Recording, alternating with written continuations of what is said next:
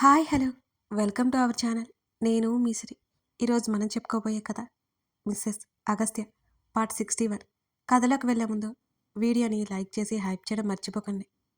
నా మెడవంపులో చేతిని పొనిచ్చి నా తలని హృదయానికి హత్తుకున్నాడు. నా తల మీద ముద్ద పెట్టుకున్నాడు.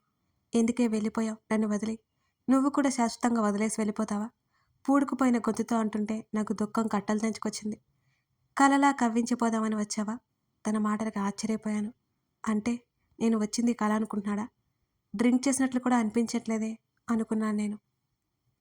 లేదు, నేను నిజంగానే వచ్చాను. తన చొక్కా గుప్పెట పట్టి తన హృదయంలో ముఖం దాచుకుని ఏడుస్తూ చెప్పాను. తను ఒక క్షణం ఆశ్చర్యపోయినట్టు చూశాడు. నా ముఖాన్ని చేతుల్లోకి తీసుకుని, ఇంత అర్ధరాత్రి ఎలా వచ్చావు? ఒక్కతనమే వచ్చావా? అసలు బుద్ధి లేదా నీకు?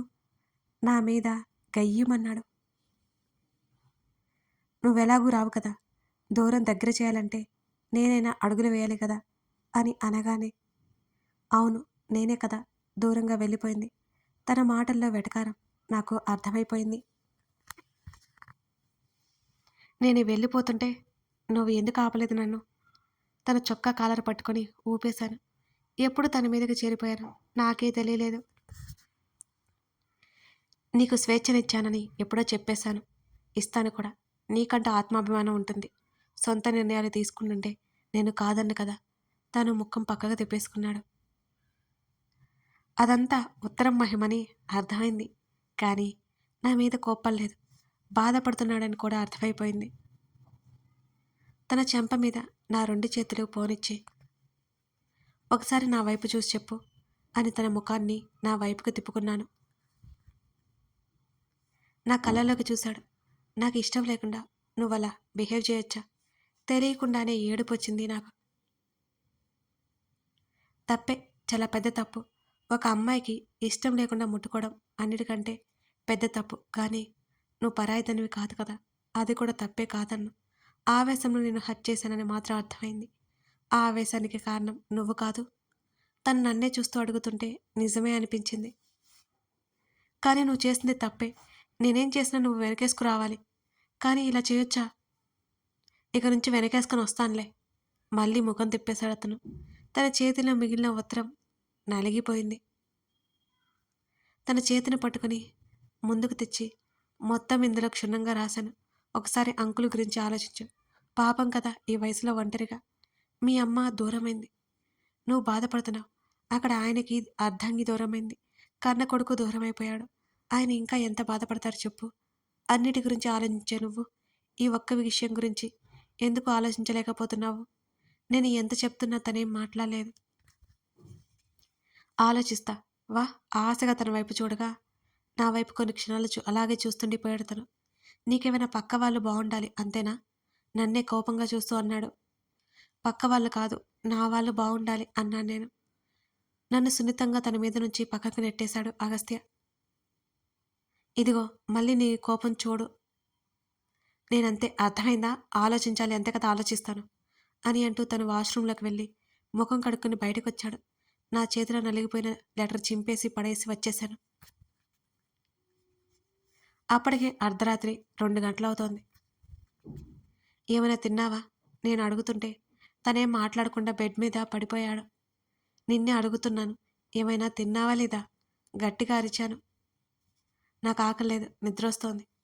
కళ్ళకు చెయ్యి అట్టి పెట్టుకుని పడుకున్నాడు తను. నా మీద కోపం ఆకలి మీద చూపించావన్నమాట. ఫీవర్ తగ్గిందా? ఇప్పటివరకు నీ మీదనే ఉన్నాను కదా, తెలియలేదా అని అడిగాను. పట్టించుకోలేదు అని చెప్పాడు. తన చేయి తీసుకుని నా నుదురి నా మెడ మీద పెట్టుకుని ఆ తర్వాత నా మెడ వంపులో పెట్టుకున్నాను. వెంటనే చేతిని వెనక్కి తీసుకున్నాడు అగస్త్య. నేనే తన గుండెల మీద చేరిపోయాను. తను కనీసం నన్ను చుట్టుకొని కూడా లేడు. తను నా ఫీలింగ్స్కి వాల్యూ ఇచ్చినప్పుడు నేను కూడా ఇవ్వాలి కాబట్టి మౌనంగానే ఉన్నాను. దగ్గరగా ఉన్న మనసుల మధ్య అఖాతం అలాగే ఉంది. తర్వాత రోజు ఉదయం ఎప్పటికో ఆలస్యంగా నిద్రలేచాను నేను. అప్పటికే టైం ఉదయం 9 గంటలైపోయింది.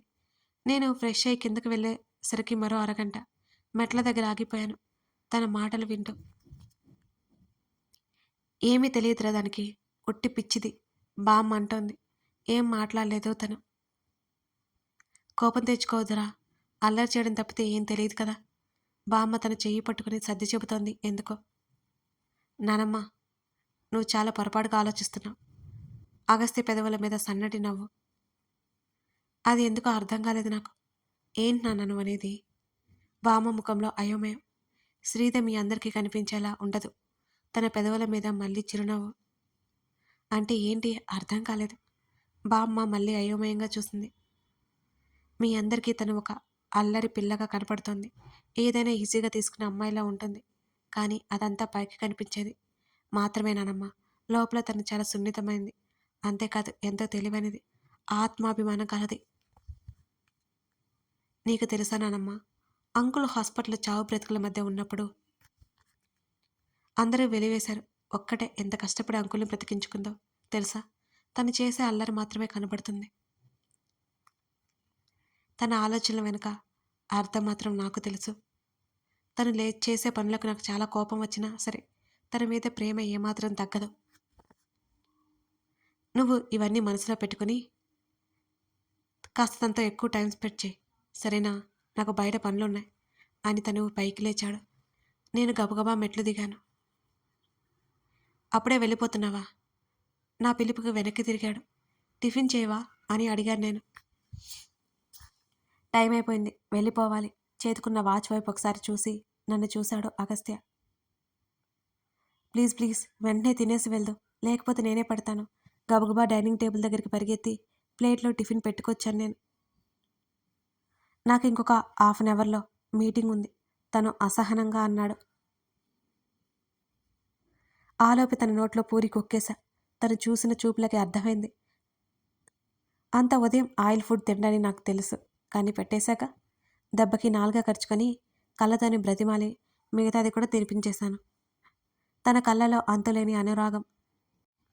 తను దాయాలని ప్రయత్నించినా దాయలేకపోయాడు. చిన్న విషయానికి ఏదేదో ఆలోచించి తన్ని బాధ పెట్టనా ఏమో, నాకు ఆ టైంలో అలాగే అనిపించింది. తను నన్ను అర్థం చేసుకునే విధానానికి నా కళ్ళలో తిరిగిన నీళ్లను బలవంతంగా లోపలికి నొక్కిపెట్టాను. తను మనసులో నా పట్ల ఉన్న ఫీలింగ్ ఇప్పుడు నాకు ఇప్పటివరకు అస్సలు తెలీదు. నేను అల్లరి చేస్తాను, తనకు అదే ఇష్టం అనుకుంటాను. నా మనసు లోతు కూడా తనకు తెలుసని నాకు ఇప్పుడే అర్థమైంది. చాలా వేగంగా వెళ్ళిపోయాడు, టైం అయిపోయింది అని. బామ్మ దగ్గరికి వెళ్ళి బామ్మ ఒళ్ళో తల పెట్టుకుని ఏడ్చేశాను నేను. అప్పటికే మమ్మల్ని సంతోషంగా చూస్తోంది బామ్మ. నేను చేసిన పనికి దెబ్బకు షాక్ అయిపోయి కంగారు పడిపోయింది. ఏమైంది, ఎందుకు ఏడుస్తున్నావు అని భయం భయంగా నన్ను లేవదీసింది. ఏం లేదు, నిన్న వెళ్ళిపోయానుగా అన్నాను. ఉదయాన్నే వచ్చేసావుగా అని బామ్మ నవ్వుతూ అంది. ఏం చేస్తాం, నీ మనవడి కోసం రావాల్సి వచ్చింది అని గబుక్కున లేచి కూర్చున్నాను. బామ్మ, నేను ఒకటి చెప్పనా, నువ్వు ఫీల్ అవ్వకూడదు మరి అని అన్నాను. ఏంటది? మీ కూతుర్ని సరైన దారిలో పెడతాను నేను అని కచ్చగా అన్నాను. అది నా వల్లే కాలేదు, నీ వల్ల అవుతుందా అంది బామ్మ. చూస్తూ ఉండు ఏం చేస్తాను. అనవసరంగా మీ ఆయన చేత మళ్ళీ తిట్లు తింటా చెబుతున్నా, బామ్మ హెచ్చరించింది నన్ను. ఆల్రెడీ అయిపోయిందిగా బామ్మ, ఇంకేముంది తినడానికి. నాకు మా ఆయనకు మధ్య గొడవలు పెట్టినా మీ కూతుర్ని నేను వదిలిపెట్టను అని కోపంగా చెప్పాను. ఏదో ఒకటి చెయ్యి, కిట్టయ్యకే నా మనవరాలికి పెళ్ళైతే చాలు. ఇది ఒప్పుకోవట్లేదే బామ్మ విచారంగా అంది. ఒప్పిస్తాగా, ఒప్పిస్తా. ఎలా ఒప్పించాలో అలా ఒప్పిస్తా. నువ్వేం చేస్తావంటే మీ కూతురికి ఫోన్ చేసి ఇక్కడికి రమ్మను. నా మాటలకు బామ్మ ఉలిక్కిపడి చూసింది. శ్రీధా, నీకు ఇవన్నీ అవసరమటే? ఇవన్నీ వదిలేసి నా మనవడితో సంతోషంగా చక్కగా కాపురం చేసుకో. ఓ పిల్లనో పిల్లాన్నో నా చేతుల్లో పెట్టు అని బామ్మ ఆశగా అడిగింది. పెడతానులే, తొందర ఏముంది, మాకేమంత వయసు అయిపోలేదుగా. ముందు నీ కూతురు సంగతి తేలాలి బామ్మ, ఆ తర్వాత మిగతా విషయాలు చూద్దాం. చెప్పు చెప్పు, త్వరగా రమ్మని చెప్పు. నా పోరు పడలేక బామ్మ జయంతి ఆంటీకి కాల్ చేసింది. ఏంటమ్మా, ఒకసారి ఇక్కడికి రావే. ఎందుకు, నాకేం పని పాట లేదు అనుకున్నావా? జయంతి ఆంటీ వెటకారం చేసింది. అది కాదు, రావే, శ్రీధనితో మాట్లాడుతుందట అని అంది బామ్మ. నేనా? పిల్లతో చస్తే మాట్లాడను. నాకే ఇష్టం లేకుండా నా కూతురికి పెళ్లి చేయాలని చూస్తుందా? కోపంగా అరిచింది జయంతి ఆంటీ. వెంటనే బామ్మ చేతిలో ఫోన్ లాక్కుని 10 నిమిషాల్లో మీరు గానీ ఇక్కడికి రాకపోయినట్లయితే మా ఇంట్లో నుంచి బయటికి వెళ్ళిపోవాల్సొస్తుంది. అది మా ఆయన ఇల్లు. మా ఆయన ఆస్తి. మెడపట్టి బయటికి గెంటించాల్సి వస్తుంది అని అన్నాను నేను చాలా కోపంగా. అటుపక్క, ఇటుపక్క బామ్మ, అటుపక్క ఆంటీ ఇద్దరు నీలిక్కిపోయారు నా మాటలకి. జయంతి ఆంటీ ఏదో అరిచేలోపు కౌంట్ డౌన్ స్టార్ట్ అని కాల్ కట్ చేశాను. ఎవరి కోసం రాకుండా ఉంటుంది? ఖచ్చితంగా వస్తుంది. నాకు తెలుసు. జయంతి ఆంటీ డబ్బుకు పడిపోయే మనిషిని నాకిప్పుడు అర్థమైంది. నా ఫ్యామిలీ కాబట్టి భరించక తప్పట్లేదిక. నేను చెప్పినట్టుగానే ఆగమేఘాల మీద జయంతి ఆంటీ పరిగెత్తుకుంటూ వచ్చింది. ఏంటే పిల్ల, నన్ను బెదిరిస్తున్నావా? ఇంటి కోడలైపోగానే ఏదో అధికారం వచ్చేసింది అనుకుంటున్నావా? అని ఇంతెత్తున లేచింది జయంతి ఆంటీ నా మీదకి. అధికారం లేకపోతే నువ్వు ఎలా వస్తావా ఆంటీ అని నవ్వుతూ కళ్ళెగరేశాను నేను. పళ్ళు నూరుకుంటూ చూస్తూ, నీకు చాలా పొగరు ఉంది అని అంది కోపంగా. ఆ విషయం నాకు తెలుసులే ఆంటీ. అసలే ఎండన పడొచ్చావు. కానీ చల్లటి జ్యూస్ ఇవ్వనా? నా మాటలకి ఇంకా ఇంకా కోపం పెరిగిపోయింది ఆమెలో. ముందు ఎందుకు పిలిచావో చెప్పు. విసుగ్గా సోఫాలో కూర్చుంది. పిలిచిన దాన్ని చెప్పడం మర్చిపోతానా ఏంటాంటీ అని నవ్వుతూ అడిగాను నేను. ఇదిగో అమ్మాయి, నాతో ఆటలు కాదు. అబ్బా అమ్మా, నువ్వేంటి మాట్లాడవు అని బామ్మ వైపు చూసింది కోపంగా. నువ్వేమైనా మాట్లాడుతుంటే నేనేమైనా ఎదురు చెప్పానంటే? కూతురివే నా మాట వినకపోతే అదేం వింటుంది అని బామ్మ అనగానే జయంతి ఆంటీ ముఖం మాడిపోయిన దోశ అయిపోయింది. సరే ఆంటీ, మీక్కడ ఉండడం ఇష్టం లేదు కాబట్టి డైరెక్ట్గా పాయింట్లోకి వస్తాను అనగానే ఏంటి అన్నట్టు నా వైపు చూసింది. బామ్మకు కూడా విషయం తెలియలేదు కాబట్టి నన్నే చూస్తుంది నేనేం చెప్తానా అన్నట్టు. మీకు ఒక భారీ ఆఫర్ ఇస్తున్నా. మీ ఆఫర్ తెలుసుకుంటే మీకే లాభం, లేకపోతే నష్టం. జరిగేది జరక్కమాందు అన్నాను నేను తాపిగా. ఇదిగో అమ్మాయి, వంకరగా మాట్లాడకుండా విషయం చెప్పు అని కోపంగా అంది. అబ్బా, ఇక్కడ నచ్చేశారంటీ నాకు. మీకు వ్యాపార లక్షణాలు బాగానే ఉన్నాయి. ఇప్పుడు మనం మంచి బిజినెస్ డీల్ మాట్లాడుకుందాం, సరేనా అని నవ్వుతూ అన్నాను నేను. ముఖం చిరాగ్గా పెట్టుకుంది ఆంటీ. ఏం లేదంటీ, క్రిష్ అనికలకి పెళ్లి చేయాలి అనగానే నా వైపు ఉరిమే కళ్ళతో చూసింది. వాళ్ళిద్దరికీ ఒకరంటే ఒకరికి ఇష్టం. వాళ్ళకి పెళ్లి చేయాలని మా బామ్మ కోరిక అంటూ బామ్మ భుజాల చుట్టూ చేతులు వేయాల్సి బామ్మ భుజం మీద తల పెట్టుకున్నాను. అది నా కంఠంలో ప్రాణం ఉండగా జరగదు. జయంతి ఆంటీ బహుభారీ డైలాగ్ కొట్టింది సినిమా స్టైల్లో. అయితే త్వరగా మీ ప్రాణాలు తీసేసుకోండి ఆంటీ. 1 నెల రోజుల్లో మంచి ముహూర్తం ఉంటే వాళ్ళిద్దరికి నేను పెళ్లి చేస్తాను అని అంటున్న నా మాటలకి ఉలిక్కిపడి చూసింది ఆమె. అంతలోనే కోపంగా, ఏంటే పిల్ల, పిచ్చి పిచ్చిగా ఉందా నీకు?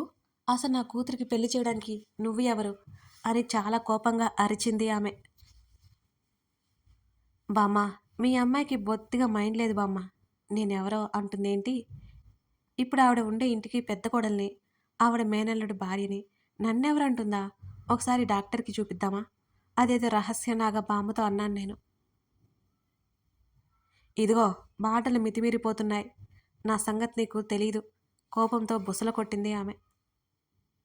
మీ సంగతి నాకెందుకు తెలీదంటీ? తెలిసిందే నాకు. నేను బయట పెడితే మీరు ఇంటి నుంచి బయటకు వెళ్ళిపోగా తప్పదు. అందుకే బయట పెట్టట్లేదు. పాపం, ఎక్కడికని వెళ్తారు మీరు అని జాలిగా అన్నాను. అమ్మా, చూసావా ఈ పిల్లకి ఎంత పొగరు? ఆ ఇంటికి ఆడపడుచునని కూడా లేకుండా నన్నే ఎన్ని మాటలు అంటుందో అని జయంతి ఆంటీ గుండెలు బాదుకుంది. బామ్మ పట్టించుకోనట్లే ఊరుకుంది. మీకు నేనిచ్చే ఆఫర్ ఏంటంటే, క్రిష్ అనికకి పెళ్లి చేశారంటే మా ఆయన వాటా ఆస్తి క్రిష్కి ఇచ్చేస్తాం. నా మాటలకి జయంతి ఆంటీ నోరు తెరుచుకొని చూసింది ఒక్కసారిగా. శ్రీదా, నా భుజం మీద చెయ్యి వేసి అంది బామ్మ వారిస్తున్నట్టుగా. బామ్మ చేతి మీద చేయించి చిన్నగా నవ్వాను నేను. కథ కొనసాగుతోంది. శ్రీద ఆఫర్కి జయంతి ఏమనబోతుంది? శ్రీద మాట్లాడిన డైలాగ్స్లో ఇంకో మీనింగ్ ఉంది. జయంతి ఏం చేసింది? ఇవన్నీ తెలియాలి అంటే ఈ కథని ఇంకా ముందు ముందు చూడాల్సిందే. కథ నచ్చితే లైక్ చేసి కామెంట్ చేయడం అస్సలు మర్చిపోకండి. Thank you for watching this video. మరో ఎపిసోడ్తో మనం మళ్ళీ కలుద్దాం.